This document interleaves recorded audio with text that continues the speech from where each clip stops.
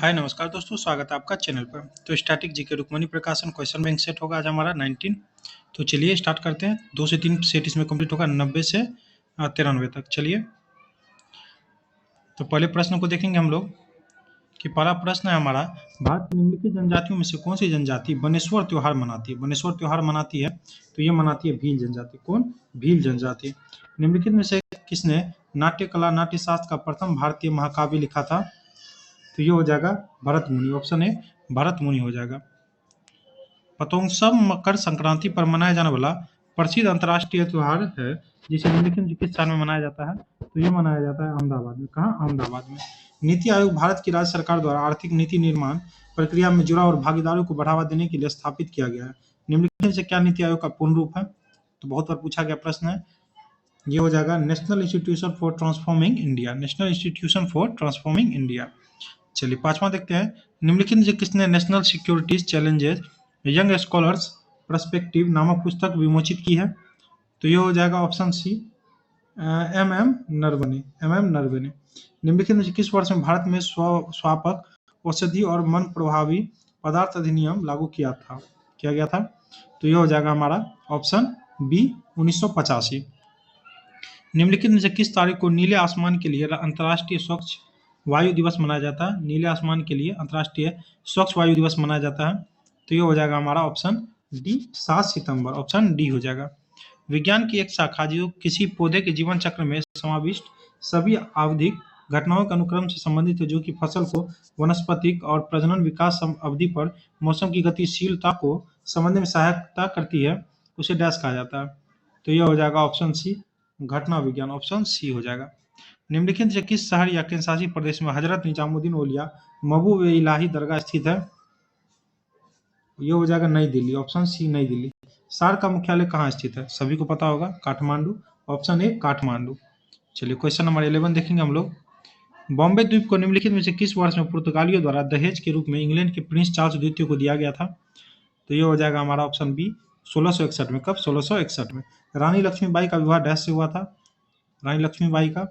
तो ये हो जाएगा हमारा ऑप्शन सी महाराजा गंगाधर राव नेवालकर।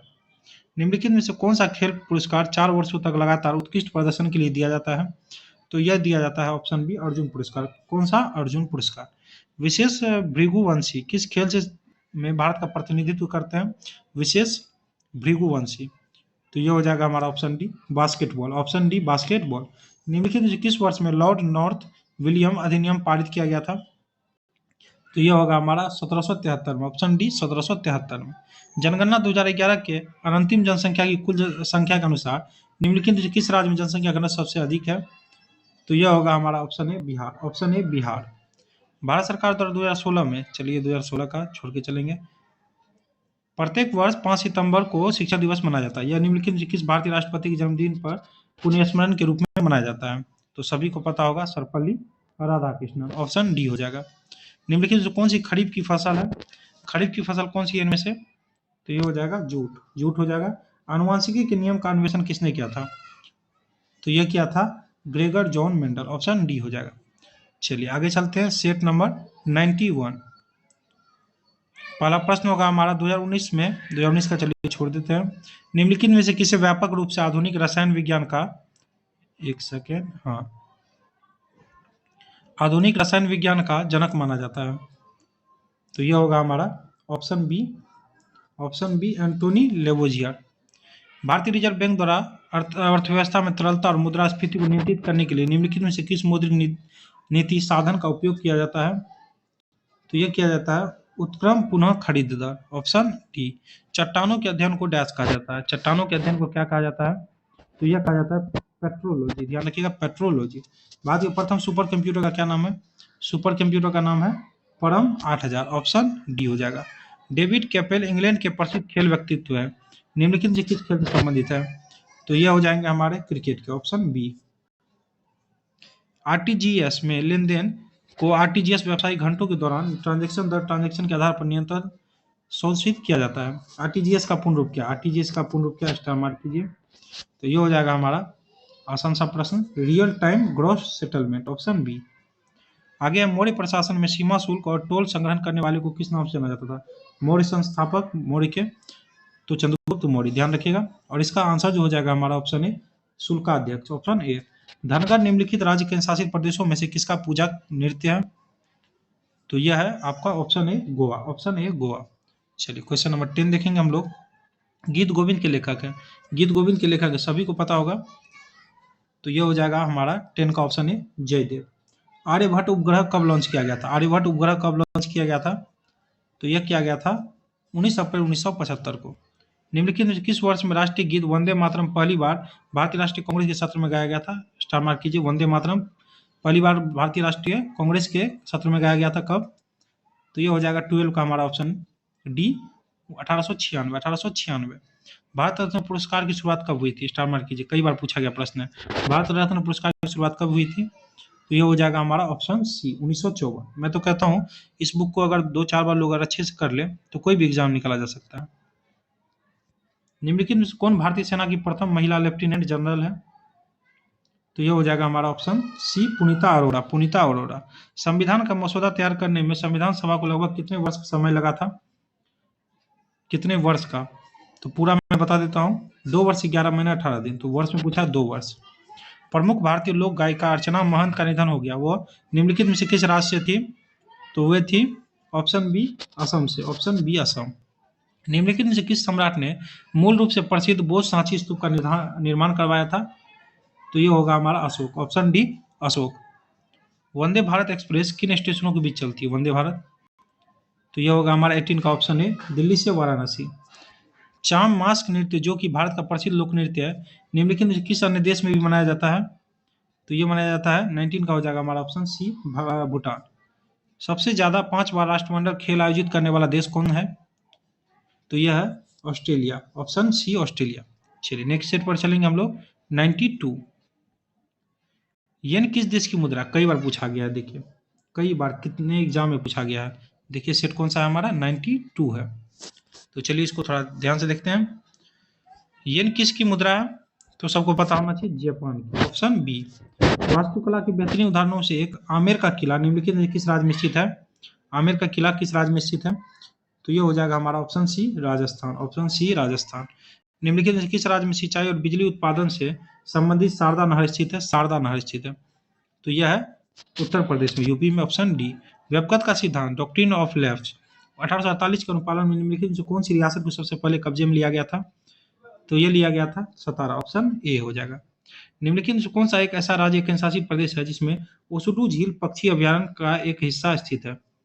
तो ये हो जाएगा 5 का हमारा ऑप्शन सी मिजोरम। पूर्वोत्तर भारत से निकलने वाली सबसे लंबी नदी सुरमा निम्नलिखित में से किस देश में बहती है? तो ये हो जाएगा हमारा 6 का ऑप्शन ए बांग्लादेश। सरकार के कुल राजस्व और कुल व्यय के बीच के अंतर को डैश कहा जाता है? सरकार के कुल राजस्व और कुल व्यय के बीच का अंतर को क्या कहा जाता है? तो ये कहा जाता है राजकोषीय घाटा। निम्नलिखित में से कौन सा प्राधिकरण भारत सरकार के प्रशासन के लिए उत्तरदायी है? तो ये हो जाएगा मंत्रिमंडल सचिवालय, ऑप्शन डी। संविधान के किस अनुच्छेद के तहत राष्ट्र कल्याण के लिए राज्य सूची में समाविष्ट किसी विशेष संबंधित मामलों में संसद कानून बना सकती है? तो ये हो जाएगा हमारा अनुच्छेद 249, अनुच्छेद 249। ऐतिहासिक सीढ़ीदार कुआं अग्रसेन की बावली कहाँ पर स्थित है? तो ये हो जाएगा हमारा दिल्ली में, ऑप्शन बी दिल्ली। चलिए क्वेश्चन नंबर 11 देखेंगे, सारे प्रश्न इंपॉर्टेंट है। 1991 में शुरू किया गया व्यास सम्मान डैश में उत्कृष्ट साहित्य कार्य के लिए प्रदान किया जाता है, व्यास सम्मान। तो ये हो जाएगा हमारा इंपॉर्टेंट क्वेश्चन का आंसर ऑप्शन ए हिंदी। निम्नलिखित में से कौन सा युग्म सही नहीं है? कौन सा युग्म जो है सही नहीं है? तो 12 का हो जाएगा हमारा ऑप्शन ए भीमबेटका छत्तीसगढ़ सही नहीं है। हम्पी कर्नाटक सही है। फतेहपुर सीकरी उत्तर प्रदेश। कोणार्क उड़ीसा। निम्नलिखित से कौन सी घटना 1905 के स्वदेशी आंदोलन की महत्वपूर्ण वजह थी? 1905 के स्वदेशी आंदोलन की महत्वपूर्ण वजह थी, तो यह थी बंगाल का विभाजन, सभी को पता होना चाहिए। लॉर्ड कर्जन के द्वारा किया गया था। डैश वातावरण की सापेक्ष आर्द्रता को मापने का उपकरण है? तो यह है आसान सा प्रश्न हाइग्रोमीटर। चलिए आगे देखते हैं हम। हाइड्रोमीटर वायुमंडलीय दाब का। आगे है नॉन वोलाटाइल मेमोरी, निम्न में से कौन है नॉन वोलाटाइल मेमोरी? तो यह हो जाएगा हमारा option B Rome, read only memory. RAM random access memory, CPU central processing unit. 11 दिसंबर 1901 को स्थापित की गई डिगबोई तेल रिफाइनरी भारत की सबसे पुरानी कार्यरत रिफाइनरी है, दुनिया की सबसे पुरानी कार्यरत रिफाइनरियों में से एक। यह डैश में स्थित है, यानी डिगबोई कहाँ है? तो सभी को पता होगा, असम में। कहाँ है? असम में। ऑप्शन बी हो जाएगा। गलत दिया है आंसर इसका, उड़ीसा दे दिया गया है, जो कि नहीं होगा, असम होगा। गुप्त वंश के संस्थापक कौन थे? गुप्त वंश के संस्थापक कौन थे? तो यह हो जाएगा हमारा श्रीगुप्त। श्रीगुप्त, ध्यान रखिएगा। नई दिल्ली में राष्ट्रमंडल खेल किस वर्ष में आयोजित किए गए थे? तो ये किए गए थे हमारा 2010। बिग बैंग सिद्धांत किसने दिया था? बिग बैंग सिद्धांत किसने दिया था? कई बार पूछा गया प्रश्न है। जॉर्ज लेमेंथियर। लेमेंथियर, ध्यान रखिएगा। मृक्ष कटिकम किसकी कृति है? मृक्ष कटिकम किसकी कृति है? रघुवंशम, मृक्ष कटिकम, ये सब ध्यान रखिएगा। माफ कीजिएगा, मेघदूतम है, कालिदास की है। मृक्ष कटिकम शूद्रक की है, रघुवंशम जो है आपको कालिदास की। चलिए, सेट नंबर 93 देखेंगे। मैक्सिमम सेट करवाने की प्रयास रहेगी अब हमारी, कि जल्दी खत्म करना इसको। आगे है पहला प्रश्न हमारा, प्रारंभिक भारतीय इतिहास के संदर्भ में शब्द NBPW क्या है? सेट नंबर कौन सा है? 93। तो NBPW, तो ये हो जाएगा हमारा मिट्टी के बर्तनों का प्रकार। भारत के संविधान का अनुच्छेद 112(1) के अनुसार निम्नलिखित में से किसे यह सुनिश्चित करने का उत्तरदायी सौंपा जाता है कि व्यय का वार्षिक विवरण संसद के दोनों सदनों के समक्ष रखा जाए? तो ये हो जाएगा हमारा ऑप्शन डी, राष्ट्रपति के। ऑप्शन डी, राष्ट्रपति। निम्नलिखित में से कौन सा बांध महाराष्ट्र में स्थित है? महाराष्ट्र में स्थित है तो कोयना बांध। निम्नलिखित से कौन नीति आयोग के प्रथम मुख्य कार्यकारी अधिकारी थे? योजना आयोग के स्थान पर आया था NITI Aayog, national institution for transforming India, NITI Aayog का फुल फॉर्म बताए थे आप लोगों को। तो चलिए, इसका आंसर हो जाएगा अमिताभ कांत। केंद्रीय सरकार के ऊपर नामित सबका विश्वास योजना किस पर लक्षित है? सबका विश्वास, तो यह है आपको सेवा कर और केंद्रीय उत्पाद शुल्क में संबंधित लंबित विवादों का निपटान करना। निम्नलिखित से कौन सा वेब ब्राउजर नहीं है? कौन सा वेब ब्राउजर नहीं है? तो ये हो जाएगा 6 का हमारा ऑप्शन ए, उम्बटू। एज है, फायरफॉक्स है, क्रोम है। निम्नलिखित से कौन सा शब्द भारत के संविधान की प्रस्तावना में उल्लिखित नहीं है? कई बार पूछा गया, स्टार मार्क कीजिए। कौन सा संविधान की प्रस्तावना में उल्लिखित नहीं है? तो नहीं है जो हमारा समतावाद, समानता है, प्रभुत्व है, बंधुत्व है। निम्नलिखित में किसे डायनामाइट के आविष्कार का श्रेय दिया जाता है? डायनामाइट के आविष्कार का श्रेय दिया जाता है, तो ये दिया जाता है अल्फ्रेड नोबल को। Option C, Alfred Nobel. निम्नलिखित से कौन सी नदी गंगा नदी की सहायक नदी नहीं है? गंगा की सहायक नदी नहीं है इनमें से। तो आपको गंडक हो गया, सोन है, कर्मनाशा है, माही नहीं है। माही नहीं है। भारत के अंतरिक्ष अनुसंधान के संदर्भ में व्योम मित्र किसका नाम है? व्योम मित्र, तो ये हो जाएगा हमारा भारतीय रोबोट। Option B. चलिए, क्वेश्चन नंबर 11 देखते हैं हम लोग। कोलेरू झील कहाँ पर स्थित है? कई बार पूछा गया, कोलेरू झील कहाँ पर है? तो ये होगा हमारा 11 का ऑप्शन बी, आंध्र प्रदेश के कृष्णा जिले में। ऑप्शन बी हो जाएगा। पुस्तक का अध्ययन क्या कहलाता है? पुस्तक का अध्ययन क्या कहलाता है? तो आसान सा प्रश्न है, ये हो जाएगा बिब्लियोग्राफी। Option A. नीचे दिए गए विकल्प में से उल्लिखित विदेशी यात्रियों में से भारत आने का वाले सबसे पहले विदेशी यात्री कौन थे? विदेशी यात्री सबसे पहले कौन आया था? कई बार पूछा गया प्रश्न, कंफ्यूज हो जाते हैं लोग। मेगास्थनीज हो जाएगा। बहुत लोग ह्वेनसांग, फाहियान सोचने लगते हैं, मेगास्थनीज हो जाएगा इसका राइट आंसर, ऑप्शन बी। निम्नलिखित से किस राष्ट्रवादी नेता ने दिल्ली चलो का नारा दिया था? कई बार पूछा गया, दिल्ली चलो का नारा सब प्रीवियस ईयर का है, और ऐसा प्रीवियस ईयर है जो बार बार रिपीटेड है, इसीलिए स्टैटिक जीके में क्वेश्चन बैंक प्रीवियस का डाल दिया गया है। सारा जो हर एग्जाम में पूछा जाता है यही सब रिपीट होता है।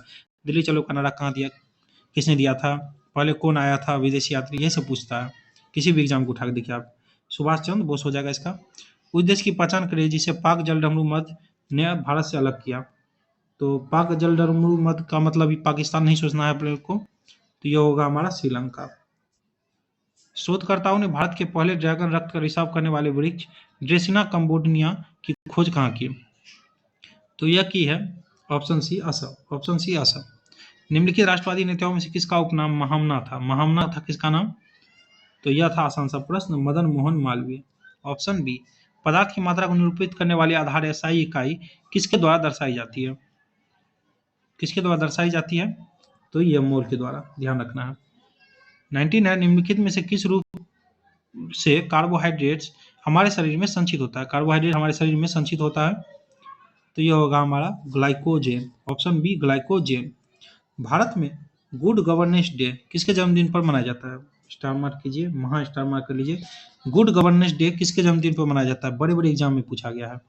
तो ये होगा हमारा 20 का option C, Atal Bihari Vajpayee. Good governance day किसके जन्मदिन पर मनाया जाता है? अटल बिहारी वाजपेयी। ध्यान रखना है, बहुत इंपॉर्टेंट है। तो चलिए 4 सेट हो गए, 19, 91, 92, 93, यानी 20 चौका 80 प्रश्न हमारे कंप्लीट हुए हैं। ऐसे मैं मैक्सिमम सेट लाने की कोशिश करूंगा एक ही वीडियो में। आपका प्यार बना रहे। थैंक यू, देखने के लिए धन्यवाद।